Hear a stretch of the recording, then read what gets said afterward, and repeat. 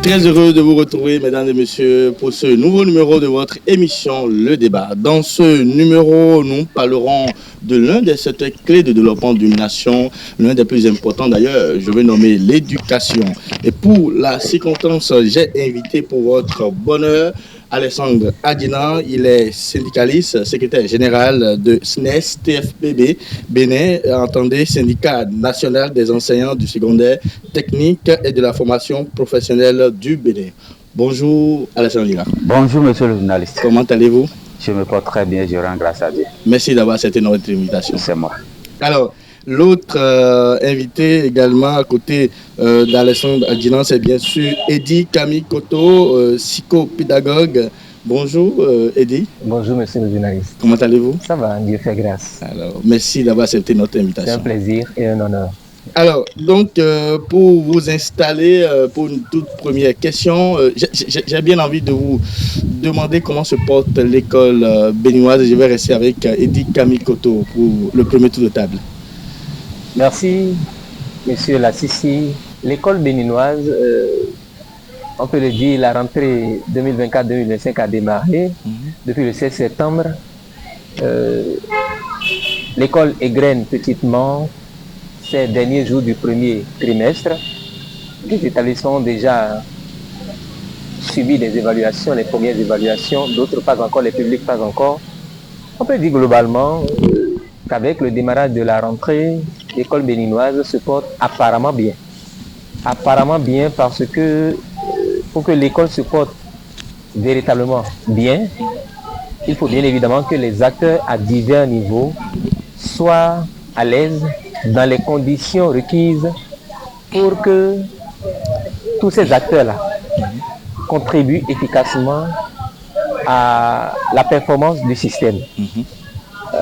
L'école se porte malheureusement un peu mal parce qu'il n'y a pas que le démarrage des cours ou des activités pédagogiques pour déterminer l'état de santé de l'école béninoise ou du système éducatif. Donc ce n'est pas la fin qui justifie les moyens? Pas forcément, pas forcément. L'école se porte apparemment bien, mais pas totalement bien pour qu'on puisse croiser les bras et espérer que nous sommes déjà au bout du fil et qu'on peut se frotter les mains. Il y a encore beaucoup de défis à relever par rapport à l'école béninoise. Et ces défis vont aussi bien dans le sens des infrastructures, des curricula de formation, des programmes de formation, du temps scolaire, du recrutement et de la formation des enseignants, de la disponibilité du personnel enseignant et même de l'organisation générale du système éducatif béninois. Il faut avouer que l'école fait son bonhomme de chemin, comme on a l'habitude de le dire, mais tel que les défis planent devant nous, on a parfois le sentiment que nous traînons beaucoup. Il faut faire vite. Alors il faut faire vite, on va y revenir. Vous avez commencé par déjà égrener votre chapelet parlant des défis que l'école béninoise a encore à relever.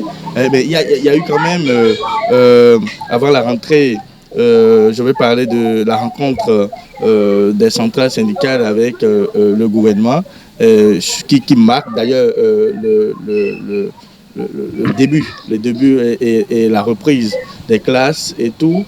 Donc pour nous, celui qui est loin et qui observe, pour nous c'est que tout va bien. Il y a eu les journées de réflexion et tout va bien. Donc quand vous parlez des défis, on va y revenir. Je vais poser la même question à votre vis-à-vis Léger.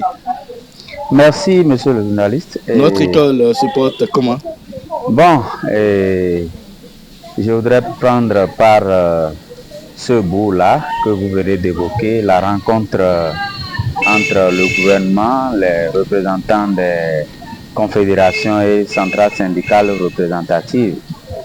Il faut dire que c'est vrai, c'est un prélude à la reprise des activités pédagogiques que cette rencontre a eu lieu. Et si mes souvenirs sont bons, le mardi 10 septembre 2024. Tout à fait. Et au cours de cette séance, il faut dire que il n'y a pas eu de négociation. Il ne s'agit pas d'une séance de négociation, mais il s'agit d'une séance d'information. Et c'est ce que nous dénonçons souvent. Le gouvernement pouvait mieux faire. Le gouvernement pouvait mieux faire parce que lorsqu'on nous habitue à la veille de chaque année scolaire à une séance au cours de laquelle on parle des diligences effectuées, parce que c'est l'expression utilisée souvent, les diligences effectuées dans le cadre de la rentrée. Je crois que ce n'est pas de ça que nous avons besoin pour que les problèmes auxquels l'école béninoise est confrontée soient réglés. Donc, il n'est pas intéressant qu'on appelle les représentants des travailleurs pour leur parler notamment des subventions qui ont été déjà positionnées. Plus de 25%. Les primes de rentrée qui n'existent plus. Non, ça existe. Ça existe. Vous savez, simplement saucissonné. Vous savez, oui, vous savez, ça a été fait sans négociation, sans échange avec les représentants des travailleurs.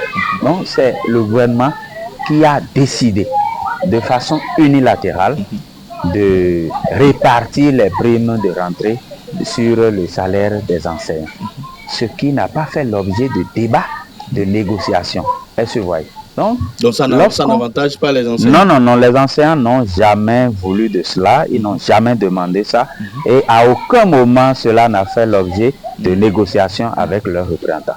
Donc cela dit, lorsqu'on parle des subventions, le souhait est que le reste de ces subventions soit positionné aussitôt. Parce qu'on fait de la publicité autour lorsqu'on positionne les 25%, mais il reste 75% à positionner. Mais quelle est la remarque que nous faisons souvent? Que ce soit au niveau des écoles primaires, que ce soit au niveau des lycées, collèges, mais c'est à la fin de l'année que ces subventions-là sont positionnées. Alors que dans les lycées, collèges, il y a des agents qui sont sous contrat local.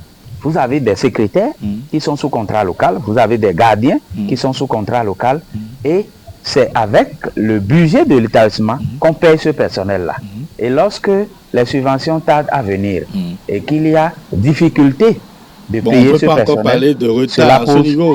Non, le souhait, parce que par le passé, on a constaté ce retard-là. Donc, le souhait, c'est que ça, ce sont des dépenses régaliennes. Est-ce que vous voyez? Donc, le faire ne doit pas faire l'objet de tapage. Si on a fait autre chose en dehors de ça, on doit en parler. Et ce qui est fait en dehors de ça, on en parle. Et nous reconnaissons qu'il y a des efforts qui ont été faits. Tout à fait. Par exemple, lorsque nous prenons la situation des AME, parce que il faut dire que les AME représentent plus de 60% de l'effectif des enseignants, que ce soit au niveau de la maternelle, du primaire, que ce soit au niveau du sous-secteur des enseignements secondaires, techniques et de la formation professionnelle. Mais à ce niveau, l'effort, c'est que le gouvernement a décidé de payer 12 mois sur 12 aux AME, ce qui est une bonne décision. Le gouvernement a reconnu, puisque la loi portant code de sécurité sociale a prévu que le type de contrat qu'il lie, les AME à l'État béninois, soit un contrat qui donne accès à la sécurité sociale. Et lorsque nous parlons de la sécurité sociale, c'est tout un ensemble. Il y a les congés de maternité au profit des femmes. Donc finalement, le gouvernement a accédé à cette requête-là. C'est un pas dans la bonne direction. En dehors de cela, il y a également l'exonération des enfants, des collègues concernés du paiement des frais de scolarité. Mais il n'y a pas que ça. Il y a la question du reversement. Parce que ce problème-là demeure. C'est une promesse faite par le gouvernement de la rupture. Et cela a été rendu public par le porte-parole du gouvernement. Donc, les mois passent, les années passent, et il a été précisé que ceux-là qui ont déjà bouclé 3 ans dans le système d'Assurana vont bénéficier du reversement. Mais de 2019 à maintenant, les collègues concernés ont entamé la 6e année scolaire. Et jusque-là, le reversement n'est pas devenu une réalité. Mais étant donné, je reviens à... J'ai pas fini, par rapport à cet aspect précis. Parce que, parlant de reversement, il faut dire que certains membres du gouvernement, des députés, des ministres, ont tenu des propos. Et si nous devons les prendre au mot, nous pouvons affirmer que le reversement est déjà devenu une réalité. Alors que ce n'est pas encore une réalité. Il y a des députés qui ont dit que le gouvernement a reversé des milliers d'enseignants. Des ministres ont eu à dire ça. Tout récemment, la ministre du Travail et de la fonction publique a parlé de ce reversement-là qui serait déjà devenu une réalité. Mais dans le même temps, le paradoxe est que on a demandé aux enseignants concernés de donner leur disponibilité. De confirmer la disponibilité. De confirmer leur disponibilité. Mais il y a une incohérence entre les propos tenus et le traitement réservé aux enseignants concernés. Parce qu'on ne demande jamais à un agent de l'État de confirmer sa disponibilité. Cela veut dire, dites si vous êtes prêt à continuer avec nous. Si vous n'êtes pas prêt, nous allons prendre nos dispositions. La preuve, ceux qui trouvent mieux ailleurs, ils démissionnent tous les jours que Dieu fait. Est-ce que vous voyez? Donc, on a dit ça. Et après ça, on a sorti une liste dans ce mois d'octobre pour dire que ceux-là qui n'auraient pas au moins 22 heures de cours ne percevront pas le salaire de la fin du mois d'octobre. Mais il y a un paradoxe. Vous avez dit que les intéressés sont reversés. Vous avez décidé de payer 12 mois sur 12 aux collègues concernés. Vous les avez payés pendant les vacances où ils n'ont pas travaillé. Ce ne sont pas les collègues qui s'octroient les emplois du temps.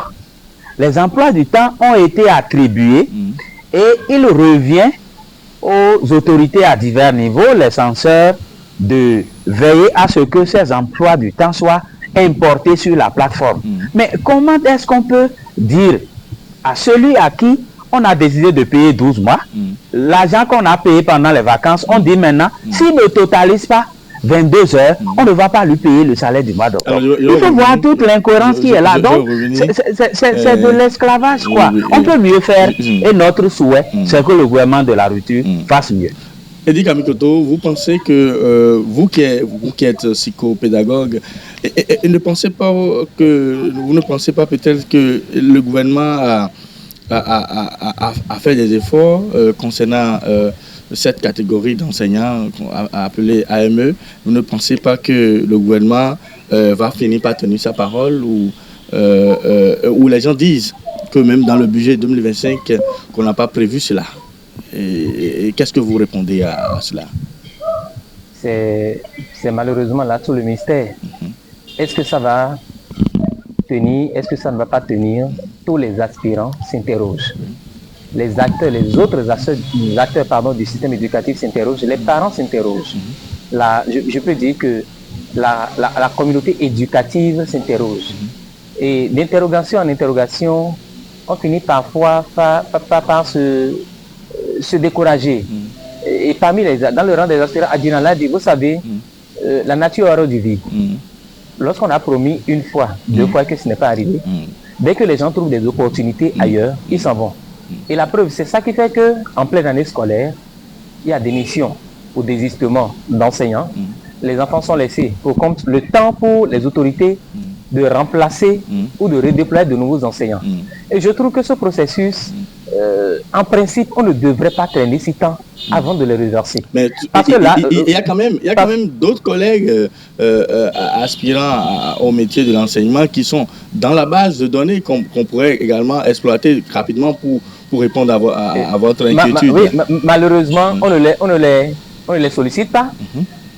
Comme cela se doit, parce qu'il y en a qui ont composé à des tests qui sont dans la base de données, mais qui depuis 2 ou 3 ans n'ont jamais été appelés, alors que des places sont vacantes.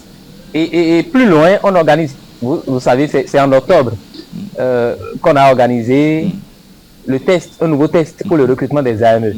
Je trouve que par rapport au reversement déjà, il y a un problème qui se pose parce que au regard, en plus de tous les arguments que Adina a avancés, il y a par exemple que celui qui aujourd'hui a dépassé 40 ans d'âge ne pourra plus malheureusement, selon les tests statut de la fonction publique, je pense que Adina ne dira pas le contraire, ne pourra plus faire partie de ce lot-là parce qu'il aurait dépassé l'âge requis pour être recruté à la fonction publique en tant qu'agent contractuel du droit public de l'État. Ça pose déjà un problème. C'est dire que voilà une catégorie de jeunes qu'on a exploité, qu'on a utilisé pendant des années et que finalement on laisse tomber ou on met de côté parce qu'ils auraient été ou ils auraient été frappés par le critère d'âge. Et c'est pour ça que je pense que quand on a décidé de reverser, il faut aller plus vite.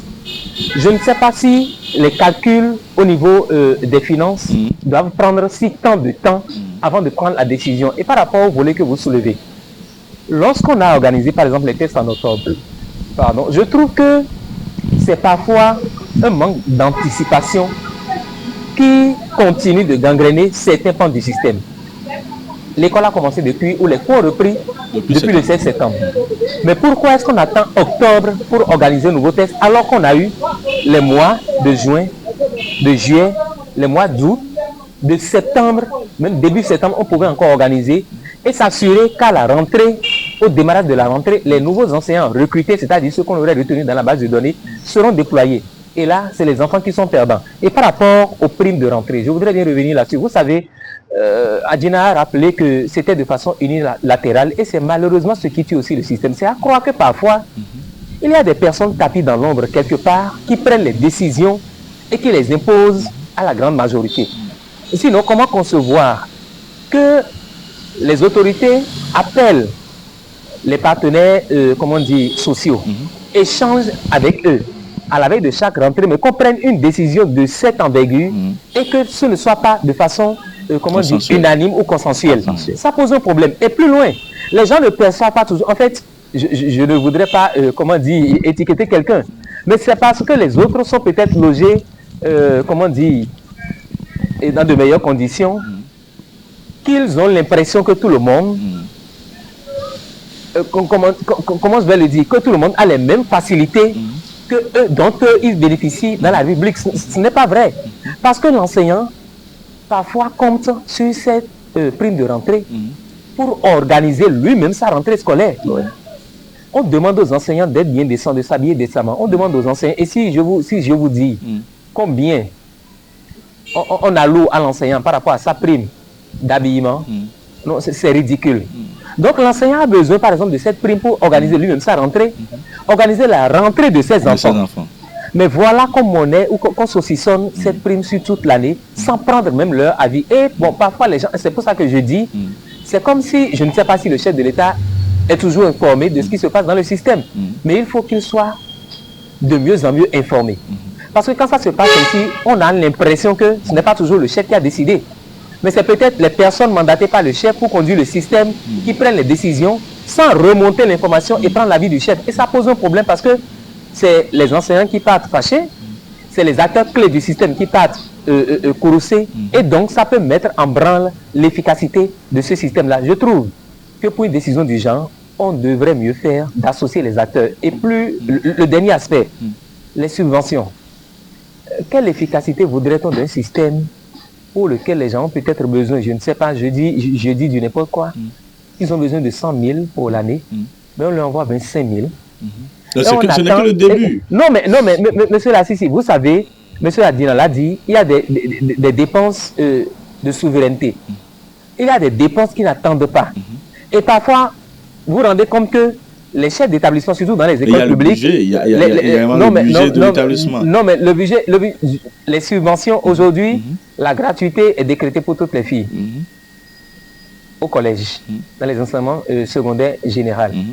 Si bien que, aujourd'hui, c'est au regard, au prorata du nombre de filles qu'on a absous de la scolarité, c'est en tenant compte de cet effectif-là, qu'on alloue les subventions. Et les gens supposent que bon, les garçons dont les scolarités ont déjà été payées, ça doit permettre de tourner l'établissement. Mais Adina a cité un certain nombre d'éléments. les secrétaires ou le personnel de soutien, il faut leur payer leurs émoluments. S'ils ne sont pas déclarés, bien évidemment, les gardiens ou les agents de sécurité, il faut leur payer leurs émoluments. Donc, c'est beaucoup de charges. Parfois, il y a les charges ordinaires ou les charges usuelles de l'établissement qui les prend en charge. Et vous savez, je trouve que même si les subventions devraient venir avec 5% et le reste après, ça ne doit pas attendre la fin de l'année. Le directeur a déjà battu des pieds et des mains pour sortir la tête de l'eau, que ça arrive, parce que quand ça arrive finalement, c'est que des dettes ont peut-être été contractées, je n'en sais rien, ou ça arrive à contre-temps, si bien que les gens se disent, mais pourquoi avoir attendu? Et je ne sais pas, je me demande, et la question qu'il faut se poser, est-ce que tous les autres systèmes dans les autres pays fonctionnent ainsi? Est-ce qu'on envoie toujours 25% pour attendre la fin de l'année avant d'envoyer le reste? Parce que l'école doit fonctionner ou doit rouler au jour le jour. Dina, en dehors de ce que nous avons déjà évoqué et exposé ici, je voulais aborder le sujet relatif aux mutations qu'on envoie aux enseignants. D'aucuns trouvent que ces mutations connaissent un retard criard et qui ne permettent pas à l'enseignant quand même de se préparer psychologiquement et pédagogiquement parlant pour la rentrée qui vient. Qu'est-ce que vous pensez de cela? Merci. Au niveau du sous-secteur des enseignements secondaires techniques et de la formation professionnelle, il y a un nouvel arrêté qui régit les mutations qui concernent le personnel enseignant. Et cet arrêté a été signé en mai, le 31 mai 2024, si mes souvenirs sont bons. Et il faut dire que le retard dénoncé n'est pas faux. Parce que l'arrêté a indiqué clairement qu'il faut publier les titres de mutation 30 jours avant le démarrage de la rentrée. Cela veut dire quoi? Cela veut dire qu'en principe, on devrait publier les titres de mutation le 16 août, puisque nous avons repris le 16 septembre. Mais nous avons constaté que c'est à moins de 2 semaines de la rentrée que les titres de mutation au plan national ont été publiés. Lors du déroulement des journées pédagogiques, des journées de réflexion. Bon, pratiquement la veille des journées de réflexion, que les titres de mutation ont été publiés, ainsi que les nominations. Par le passé, les nominations étaient déjà publiées au début du mois de juillet. Et ça, c'est à l'actif du ministre Yves Kouarou-Tchabi. Mais nous n'avons pas compris pourquoi les nominations accusées de retard et les mutations ont également accusé de retard. C'est peut-être les études. Non, lorsque vous parlez d'études, on ne peut étudier pas... le terrain, savoir étudier le terrain. C'est comme un coach, coach sportif. Non, savoir vous savez, qui il faut mettre à quel endroit, à quel poste pour que, que le milieu, pour que le domaine soit rayonné de plus en plus. Je dois dire que à ce niveau-là, par rapport aux nominations d'abord, il faut dire que tout le monde a été surpris. Parce que le ministre Yves Kouarou-Tchabi n'a jamais demandé qu'on publie les mutations, en tout cas sur 2 ans au moins déjà. Les nominations plutôt ont été rendues publiques toujours au début du mois de juillet. Mais lorsque ces nominations accusent de retard, mais cela agit sur le bon déroulement des activités. Puisqu'il y a des établissements qui vont changer de tête, il faut organiser les passations de charges et tout. Lorsque nous prenons les mutations, mais c'est encore un autre problème parce que lorsque l'arrêté a prévu 30 jours, c'est pour que l'enseignant qui doit quitter le sud pour le nord, ou bien le nord pour le sud, dispose du temps nécessaire pour déménager, pour se déplacer avec sa famille, pour aller inscrire ses enfants. Aussi doit les laisser et là où il était et rejoindre son nouveau poste, il doit également prendre les dispositions pour les inscrire avant d'effectuer ce voyage-là. Mais lorsqu'on publie les titres de mutation à la veille de la rentrée, mais cela bouleverse beaucoup de choses. Parce que l'enseignant qui ne s'attendait pas à une mutation, c'est vrai, c'est l'autorité qui a le pouvoir de procéder à l'équilibre quantitatif et qualitatif de l'effectif du personnel enseignant. Mais si on a prévu que cela se passe au moins à 1 mois de la rentrée, celui qui ne s'attendait pas à une mutation et qui est muté a le temps de s'adapter à cette nouvelle réalité. Est-ce que vous voyez? Parce que quand ça arrive, ça bouleverse un peu, surtout lorsqu'on ne s'y attend pas. Mais avec le temps, on finit par se dire, bon, c'est partout où besoin sera. Donc, je vais m'y adapter. Mais il faut maintenant que l'intéressé se prépare pour aller prendre service, pour s'installer et démarrer la rentrée. Mais lorsqu'on le fait en retard, ça bouleverse les activités pédagogiques. Donc, c'est une violation de l'arrêté qui a été pris. Mais vous savez ce que c'est que l'administration, vous savez. Non. Lorsque vous parlez de l'administration, nous avons reconnu les efforts qui se faisaient par le ministre.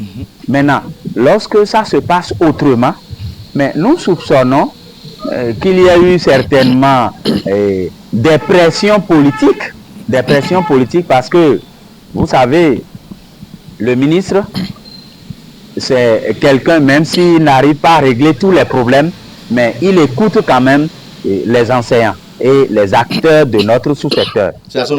Mais lorsque ça se passe comme ça, il n'est pas exclu que des pressions aient perturbé la publication à bonne date de ces titres de nomination et de mutation. Et si c'est comme ça, ce n'est pas bien parce que on ne peut pas, c'est vrai, on peut nommer des acteurs politiques pour gérer le secteur de l'éducation, mais on ne doit pas politiser ce secteur parce que c'est ça la base de tout développement. Non, ce n'est pas le cas. Ce n'est pas le cas. Je vous garantis cela. Ce n'est pas le cas. Et non. Lorsque vous parlez de garantie, je vous garantis cela. Ce n'est pas vous n'êtes pas décideur, vous n'êtes pas le chef de l'État. Donc, si nous remarquons qu'il y a des dysfonctionnements, si nous constatons qu'il y a des dysfonctionnements, il est normal que nous attirions l'attention des décideurs là-dessus pour que cela soit corrigé à l'avenir et pour le bien du système. Parce que lorsqu'on finit de rendre public les mutations au niveau national, on doit procéder forcément à des réajustements, puisque la mutation départementale, c'est chaque année que ça intervient. Chaque année, il y a mutation départementale. Donc, lorsqu'il y a mutation nationale et qu'on constate que là où on doit avoir 5 professeurs de français, par exemple, il y en a 6, alors que là où on doit avoir 3, il y en a 2, il faut procéder à ces réajustements-là. Et dans certains départements, c'est après le 16 octobre que les mutations départementales sont intervenues. Cela a dû perturber les activités pédagogiques. Donc, il faut faire les choses en respectant les tests que nous nous sommes donnés. Et je crois que c'est pour le bien du système. Et en dehors des mutations, mais il n'y a pas que ça. Eddie a parlé tantôt. Je vais entendre le son de cloche de Eddie sur ce sujet d'abord rapidement, avant de revenir. Eddie Kamikoto, les mutations. Oui, je pense que c'est deux choses. Oui. Et M. Adjina a bien fait de les rappeler. C'est deux choses pour l'efficacité du système. Avoir l'art de l'anticipation et l'art du respect des tests. Les tests sont prévus que ce soit 1 mois à l'avance pour permettre à tous les acteurs impliqués ou à toutes les personnes touchées de se préparer en conséquence. Et il a bien illustré. Les apprenants, j'ai connu des collègues, je connais des collègues qui cette année ont été mutés dans un département très éloigné de leur lieu habituel d'intervention et qui malheureusement avaient déjà inscrit leurs enfants là où ils avaient déjà l'habitude de travailler. Ce n'est pas grave. Non, mais c'est un problème parce que là, vous savez, il faut maintenant faire les diligences de transfert alors que la rentrée a démarré. Il faut faire les courses alors que ils ont l'exigence ou l'obligation de prendre service le jour même de la rentrée. Quelle que soit la situation, ils doivent d'abord prendre service. Et plus loin, parfois, vous savez, ces situations peuvent créer des perturbations au niveau même familial. Parce que l'épouse qui travaille peut-être au sud et son mari qui se retrouve brutalement ou accidentellement au nord. Plus tard, on fera. Oui, mais vous l'avez dit plus tard. Mais dans ce plus tard là, les dégâts qui ont été causés, on ne les apprécie pas forcément. Alors que si ça avait été fait plus tôt, il y aurait peut-être eu possibilité pour le couple de voir comment est-ce qu'on peut s'arranger pour que la femme rejoigne l'homme de l'autre côté, si tant est que l'activité pour laquelle la femme elle est recrutée au sud ne lui permet la mobilité. Et pour les enfants, c'est encore plus grave quand ils sont arrachés comme ça, alors qu'ils n'ont pas eu le temps de se préparer, alors que leurs parents n'ont pas eu le temps de se préparer. Et je parlais de deux éléments fondamentaux dans ce cadre-là pour être performant. Je parlais d'anticipation. Vous avez dit, c'est vrai que les gens doivent prendre le temps au plan administratif de faire, comment dire, les diligences qu'il faut. Mais pourquoi est-ce que ça ne devrait pas traîner? Parce que, voyez-vous, la rentrée scolaire 2023-2024 a été officiellement bouclée le 30 juin. Ça veut dire qu'on a eu le mois de juillet, le mois d'août, ça fait 2 mois pour se préparer. Et donc, en principe, ce n'est pas des choses qui devraient connaître du retard. Et plus loin, on aurait pu anticiper. Maintenant, quand on n'a pas pu anticiper, il faut tout au moins respecter les tests. Les tests ont demandé que cela se fasse 1 mois avant la reprise des classes. Qu'on respecte cela. Parce que ce n'est pas à nous-mêmes qui avons, comment dire, délibérément pris les tests, ce n'est pas à nous de les violer pour le malheur des acteurs du système éducatif. Je trouve qu'il faut être vraiment conséquent. C'est vrai que des efforts sont faits, comme Adina l'a dit, depuis quelques années, ça se respecte et les mutations, les affectations interviennent tôt et nous aurions souhaité que ça reprenne et qu'on ne connaisse pas du retard, surtout pour les enseignants qui parfois battent des pieds et des mains avant d'opérer un déplacement d'un département à un autre. Tout à fait. Alors, on va parler des conditions de vie des enseignants, mais avant, on va parler de la qualité des curricula de formation qui sont libérés, qui sont servis dans nos écoles au Bénin. Et pour la question, je vais écouter Eddie Kamikoto sur la question de la qualité des curricula de formation. Est-ce que quand on fait un état des lieux jusqu'aujourd'hui, est-ce que ça va? Est-ce qu'on a fait ce qu'on doit faire? Ou est-ce qu'on a besoin d'un réajustement technique qui puisse apporter un mieux-être à la formation, à la qualité de la formation qui est servie? Merci, M. Lassissi. Je n'ai malheureusement pas encore fait d'études dans ce sens. Pour parler d'état des lieux, voilà. Dans ce sens pour affirmer, oui, mais au regard des observations, des constats, des plaintes, je dirais même des complaintes, je peux dire que le système éducatif béninois a un problème par rapport au curricula de formation. Vous savez, les mêmes informations que nous a enseignées quand nous étions plus jeunes, quand nous étions écoliers ou élèves, ce sont ces mêmes informations qui continuent d'être enseignées dans les écoles. Ça pose un problème, ça pose un problème d'actualisation des informations au niveau des curricula de formation. Même si on sait que cela nous a valu le titre de quartier latin. Non, est-ce que le Bénin a jamais été quartier latin de l'Afrique? Je n'en sais rien. Parce que c'est peut-être une... On va poser la question. Non, Adina aura le temps de répondre. Une petite... On revient. Le Bénin, quand même, c'est ces mêmes formations qui nous ont valu le titre de quartier latin du Bénin, de l'Afrique, pardon. Oui, je crois que... Vous n'allez pas infirmer. Le Bénin a été appelé quartier latin de l'Afrique. Tout à fait. Mais est-ce que nous maintenons encore ce statut de quartier latin? C'est là toute l'interrogation. Aucune étude n'a été encore effectuée pour nous dire le contraire. On revient. Non, mais celui qui l'a affirmé, oui. Je ne sais pas s'il a eu le temps de faire une étude avant de décréter le Bénin comme quartier latin de l'Afrique. Je n'en sais rien. Mais ce n'est pas dit que les Béninois, dans le temps, étaient, ou les autres, ressortissants, les ressortissants, j'allais dire, des autres pays, étaient moins intelligents que les Béninois dans le temps. Non, mais on ne dira pas que les Sénégalais, les Maliens, les Burkinabés, et les Sud-Africains, les Nigériens, les Ghanéens étaient moins intelligents que les Béninois. C'est peut-être un coup à notre orgueil. Non, ce n'est pas c'est une question de réalité, en fait, de pragmatisme. Vous savez, je ne dénie pas à notre pays ce statut-là. Beaucoup de Béninois ont émerveillé de par leur performance, même au-delà de nos frontières, et je le reconnais. Les Béninois brillent excellemment quand ils vont à l'extérieur, aussi bien dans le domaine intellectuel, dans le domaine professionnel que social. Et je on le en est reconnais. fiers. Oui, oui, oui, la preuve, elle est là, elle est palpable. Irréfutable. Mais, oui, irréfutable. Mais je pense que fondamentalement, nous avons des choses à revoir dans notre système éducatif. Et parlant de curricula de formation, je le disais, il y a des notions aujourd'hui que nous continuons d'enseigner et qu'il faut toiletter.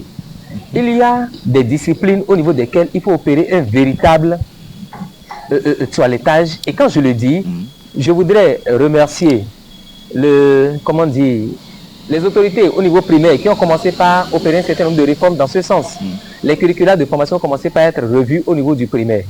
Il faille intervenir aussi au niveau secondaire pour que à l'université, la chose ou la mayonnaise prenne.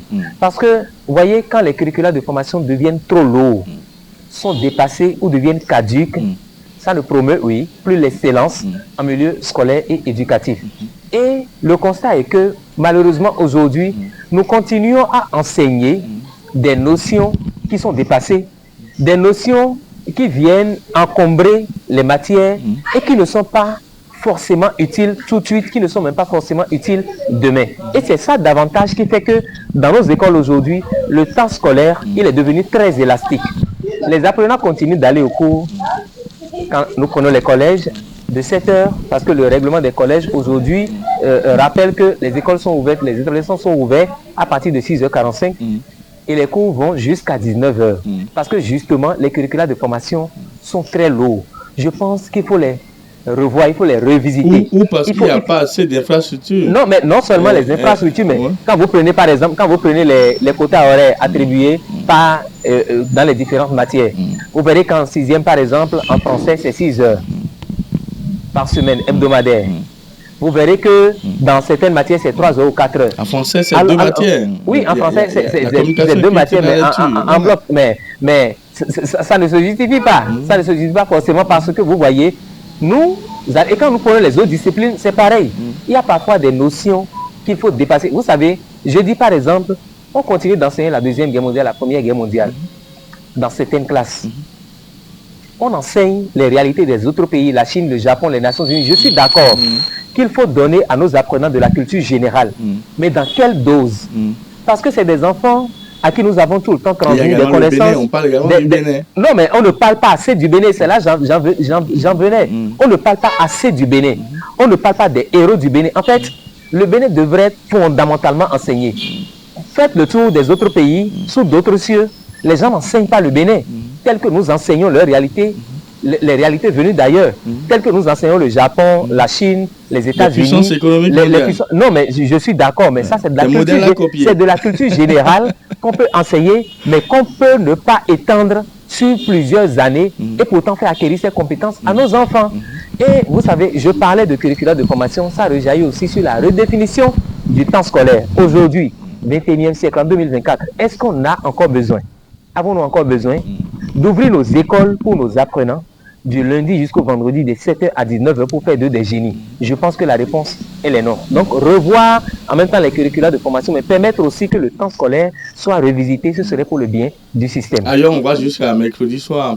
Non, mais c'est un péché quand on va jusqu'au... On vous dira que le programme n'est pas atteint. Non, mais c'est un péché. Et je peux vous avouer qu'aujourd'hui, dans certaines écoles, les apprenants font cours les mercredis après-midi, les apprenants font cours parfois à des heures indues, c'est-à-dire que les cours se prolongent jusqu'à 13h ou 14h. Ce qui est un péché parce que le développement émotionnel, cognitif, psychologique des enfants, physiologique même et physique, exige qu'ils aient un temps de repos chaque jour.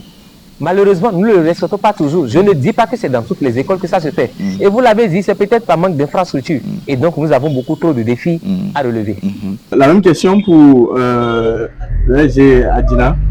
La question relative au curricula de formation. Merci. Lorsqu'on parle de curricula de formation, cela est lié au contenu des formations qui sont dispensées, que ce soit au niveau de nos écoles primaires, que ce soit au niveau de nos lycées, collèges ou à l'université. Il faut dire que la baisse du niveau de nos apprenants doit nous interpeller. Cela doit nous interpeller dans la mesure où, par le passé, lorsqu'on parle de curricula de formation, par le passé, avec le BPC, on pouvait intégrer les écoles normales d'instituteurs. Mais on en est arrivé à la conclusion selon laquelle on ne peut plus admettre le niveau BPC dans nos écoles normales d'instituteurs. Ça veut dire quoi? Ça veut dire que ceux qui ont le BPC aujourd'hui n'ont plus les aptitudes pour aller enseigner au primaire. Mais aptitude ou maturité? Les aptitudes. Non, ce n'est pas parce lié à l'âge. généralement... Non, les aptitudes, et quand on parle de curricula de formation, c'est lié au contenu de la formation. Donc, on en est arrivé à la décision selon laquelle on ne peut accepter que le baccalauréat. Alors que par le passé, il y avait des écoles normales qui recevaient les titulaires du BPC et il y a d'autres qui recevaient les titulaires du baccalauréat. Mais en dehors de cela, lorsqu'on prend le problème lié au chômage, au sous-emploi et tout, parce que tout est lié. Maintenant, quelles sont les formations qu'on donne? Quel est le besoin sur le marché du travail? Parce que pour réviser les curricula de formation, il faut les adapter aux besoins sur le marché du travail. Aller à l'école tout simplement, mais cela n'est pas la solution. Mais de quel profil a-t-on besoin? Et là, nous allons parler du système d'information sur le marché du travail. Dans d'autres pays, on réalise des études pour voir mais, quels sont les profils. Si on parle de psychopédagogue, par exemple, de combien de psychopédagogues a-t-on besoin dans 10, 15, 20 ans? Lorsqu'il s'agit de médecins dans telle ou telle spécialité, quels sont les effectifs dont on a besoin? Mais après le bac, je crois que, je ne vous l'arrête pas, mais après le bac, je crois que le travail est fait seulement pour aider les candidats. Non, mais le travail ne devrait pas se faire après le bac, mais avant le baccalauréat. C'est déjà un pas, on reconnaît que c'est déjà un pas, ça ne se faisait pas. Non, à ce niveau, après le baccalauréat, oui, à ce niveau, on reconnaît. Un effort est en train d'être fait. Mais il faut d'abord prendre par l'école primaire, il faut aller au secondaire avant de se retrouver à l'université. Mais s'il est dit que tous ceux qui ont commencé le primaire doivent aller à l'université, non. Lorsqu'on arrive à définir les profils dont on a besoin, parce qu'aujourd'hui, on parle de certificat de qualification au métier, le CQM, un examen qui a été lancé le lundi 21 octobre 2024 dans notre pays. Mais il faut dire que les profils dont on a besoin doivent être définis.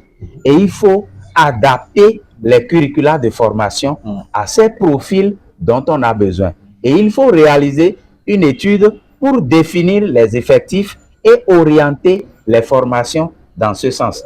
Par rapport à la baisse de niveau aussi, il faut voir dans quelle mesure renforcer les curricula de formation, parce que si rien n'est fait, finalement, on va recruter des titulaires de la licence pour enseigner au cours primaire, parce que c'était le BPC.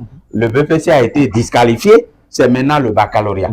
Alors que lorsque vous avez le baccalauréat et que vous allez à l'école normale des instituteurs, vous avez le cap directement. Si vous avez le BPC que vous allez à l'école normale, vous avez le CAP, certificat élémentaire d'aptitude pédagogique. Donc, c'est la première étape. Mais à l'étape actuelle des choses où le BPC est disqualifié, on va former directement pour le CAP.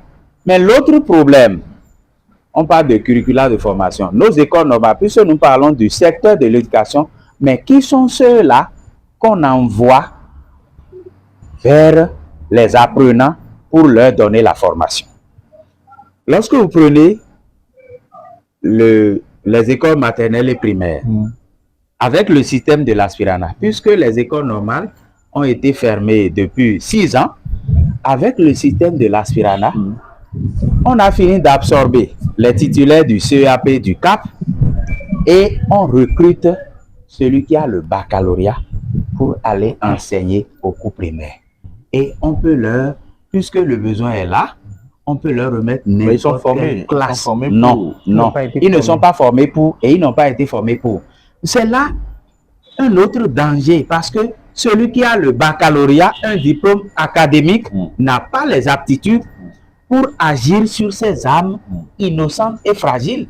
Il s'agit du primaire. Si c'était le secondaire, on pouvait encore comprendre parce que là, ceux-là ont fini l'école primaire. Mais c'est au primaire qu'on apprend à écrire. C'est au primaire qu'on apprend à lire, à former les syllabes et tout. Donc, la fermeture des écoles normales d'instituteurs pose un véritable problème. Donc, si nous voulons un secteur de l'éducation de qualité, si nous voulons que les curricula de formation qu'on va revisiter, qu'on va revoir, puissent quand même être mieux exploités et mieux dispensés, on doit également former des enseignants à même d'utiliser ces curricula de formation sur le terrain. Donc, c'est une anomalie que d'envoyer des bacheliers dans les écoles primaires former des apprenants et on le fait parce que les écoles normales d'instituteurs ont été fermées. Donc, il faut la réouverture de ces écoles normales-là.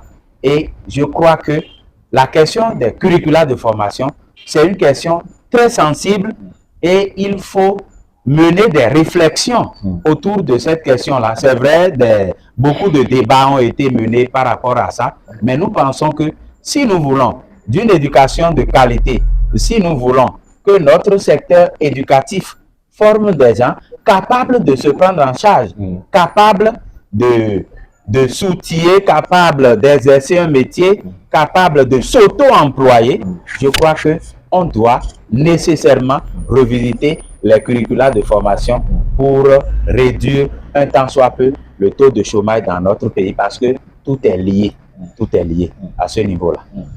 Alors, je vais écouter Eddie Kamikoto sur la question de la révision du calendrier scolaire.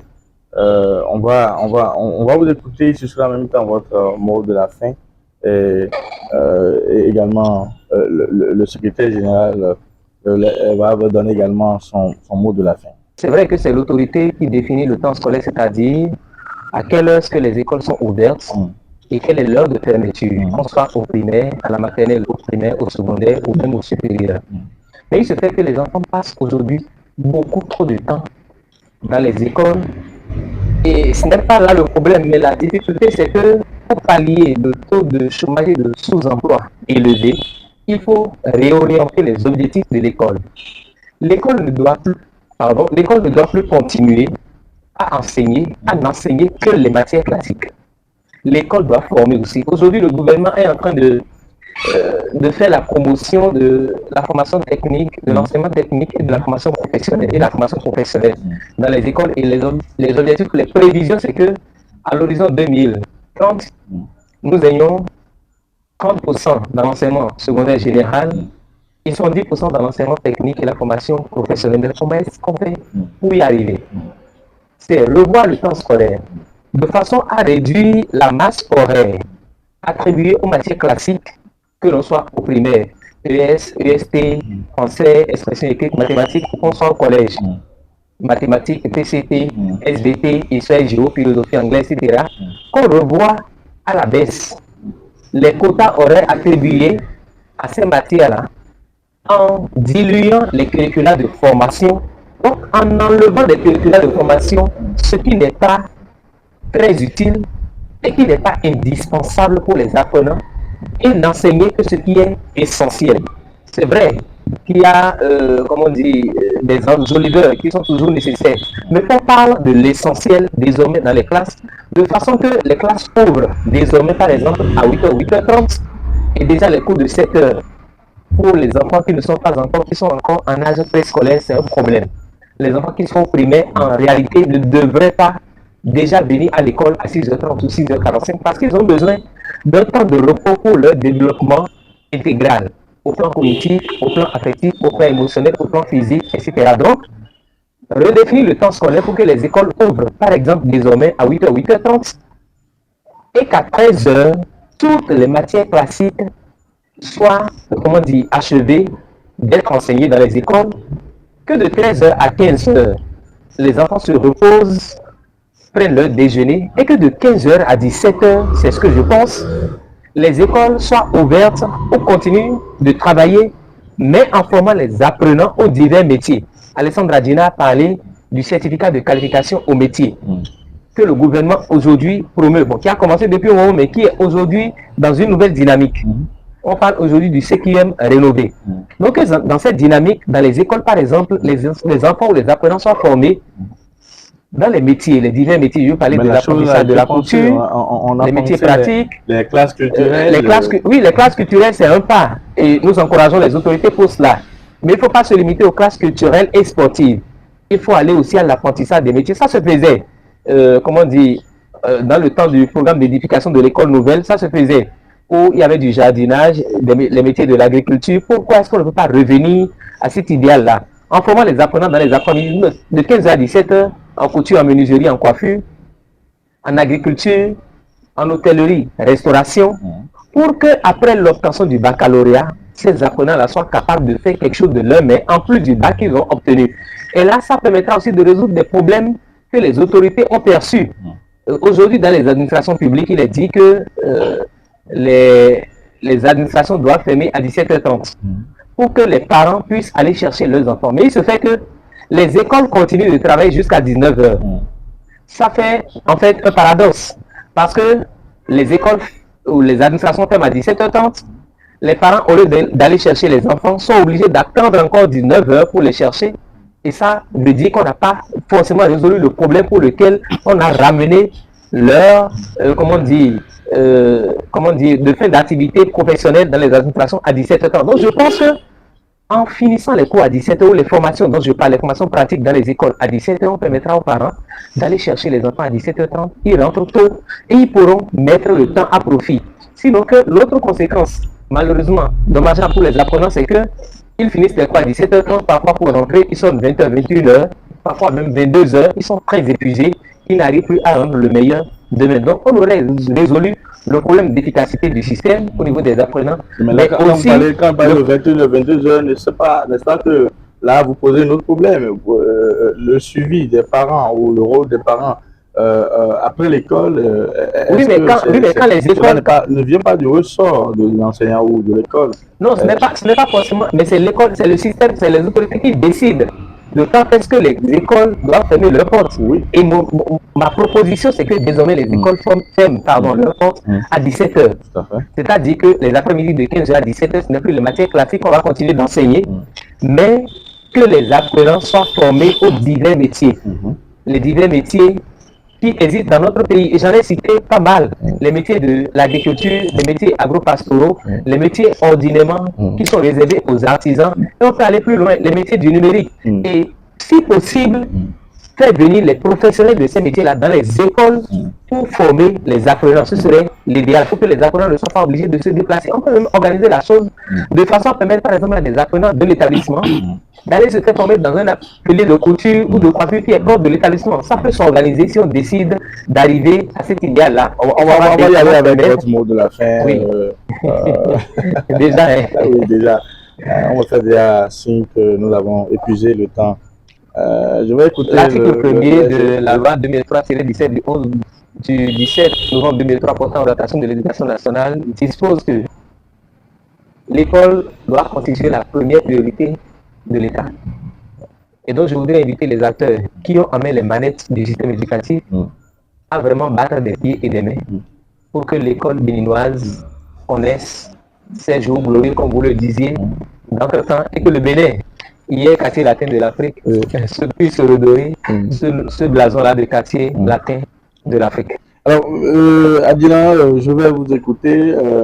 Votre mot de la fin, mais avant, je voudrais vous écouter quand même, très rapidement, en 30 secondes, sur la question du recrutement et de la formation des enseignants. Rapidement, en 30 secondes, avant votre mot de la fin. Merci. Je crois que nous avons évoqué la situation du primaire, où on envoie directement des bacheliers dans les écoles pour former nos apprenants du primaire. Lorsqu'on recrute des enseignants, il faut les former.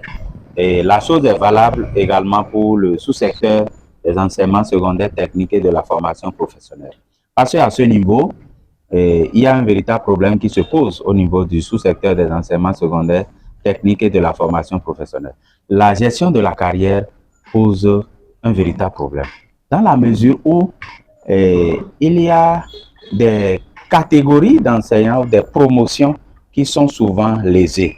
Lorsque nous prenons les enseignants des promotions 2014 et 2016 qui ont été recrutés soit avec les diplômes académiques, soit avec les diplômes professionnels, mais on ne leur a pas permis de faire valoir les 4 ans qu'ils ont passés dans le contrat à durée déterminée. Vous parlez de la contracteur de 2014. Oui, 2014 et 2016. Cela pose un véritable problème parce que les tests sont restés muets par rapport à la façon dont il faut gérer cette situation.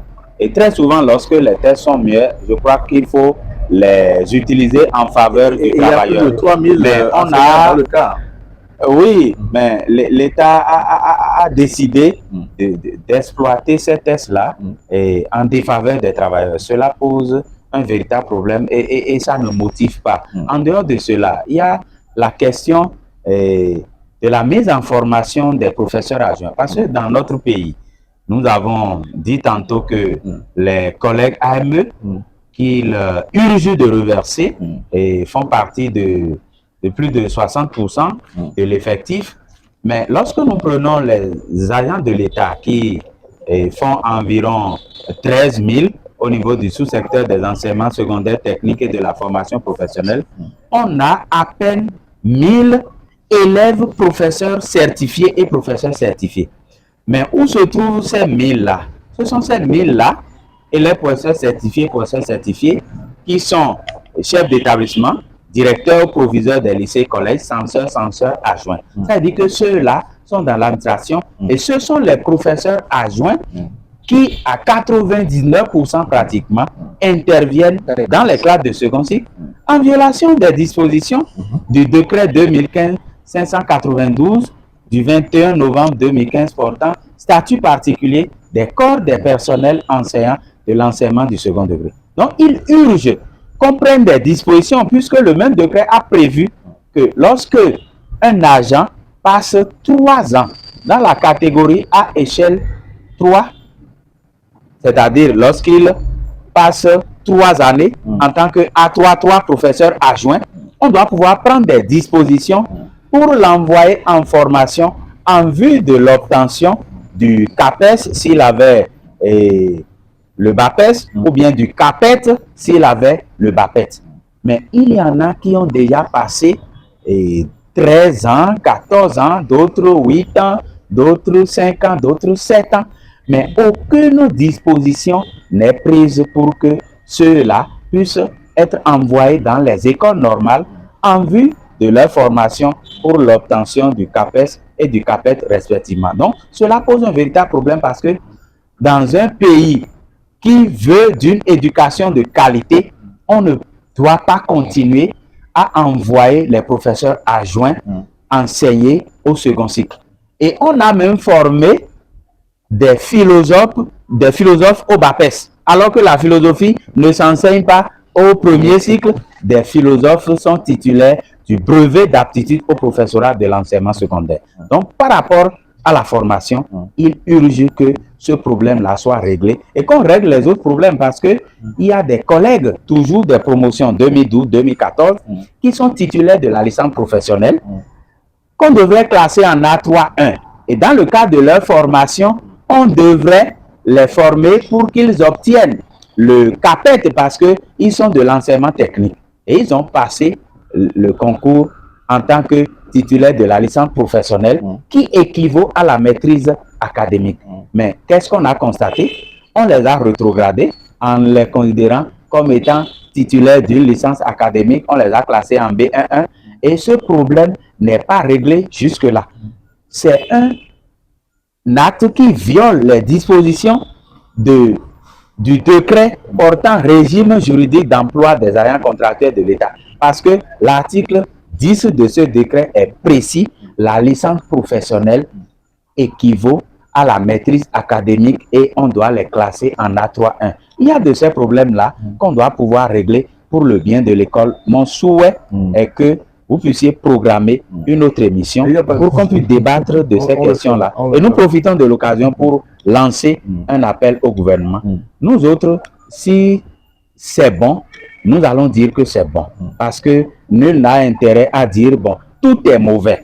Mais lorsqu'on dit aussi que tout est bon et qu'on n'attire pas l'attention des décideurs sur ce qui ne va pas, ils ne vont pas prendre les dispositions pour relever les défis qui sont devant nous. Parce que à trop applaudir le danseur, il se trompe de pas. Quand il ne va pas, on doit pouvoir dire que ça ne va pas. Je vous remercie. Merci beaucoup. Alors, je rappelle que on a parlé des défis que l'école béninoise a relevés. Et nous avons survolé également les avancées notables qu'on peut enregistrer également dans le domaine.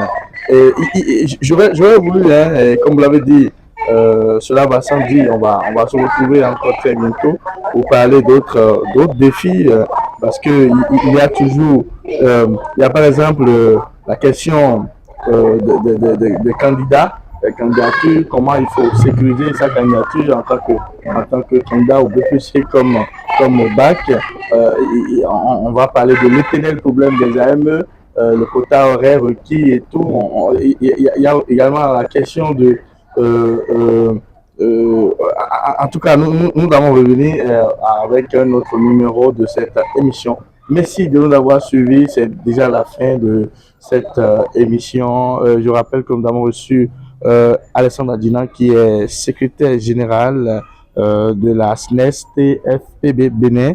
Nous avons reçu également Eddie Kamikoto, qui est psychopédagogue. Je vous remercie. On se retrouve très prochainement pour un autre numéro. Portez-vous bien. Ciao, ciao.